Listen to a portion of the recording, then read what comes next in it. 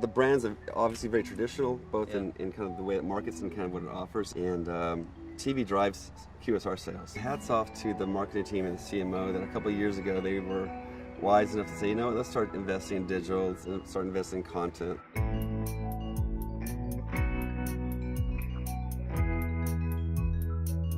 I think Vine was kind of a breakthrough thing for us this year, being able to tell very short stories and link it to actually TV. So TV drove the Vine platform. What are the stories that you're telling on Vine? We're using right now for two different things. On the Monday Night Football broadcast, we punch out a tweet that would say, hey, we're looking for our Vine video tonight. So then halfway through Monday Night Football, we look for the key play of that night. And then by the fourth quarter, we'd had redesigned the play with using cups and Dunkin' Munchkins or whatever. And then put it back and then tweeted it out, and then it just blew up. So you show these little 6-second animations kind of replaying the play of the game. Does Dunkin' sponsor Monday Night Football? No. So they were just really trying to look at the culture at the time, Yeah. what's happening, what's blowing up, and then becoming part of that conversation in an authentic way. Is that right? They do a pretty good job of kind of hijacking a big event. We're on pregame on ESPN, so we're not a sponsor of the main event, but it was a really nice jiu-jitsu of getting into that to that platform later, and ESPN actually, you know, they push it out also, so I felt it was pretty legit. We had another success with #MyDunkin', which is a campaign we're doing right now where everything's #MyDunkin', and because consumers love the brand so much, they want to tell stories about their engagement with the brand, or how the Dunkin' saved their day, or how Dunkin' helped them run on Dunkin'. So now we're gathering all these stories, and through social listening, we monitor every day. We see something that pops up with an interesting story, reach out to them, hey, can we shoot a spot about you?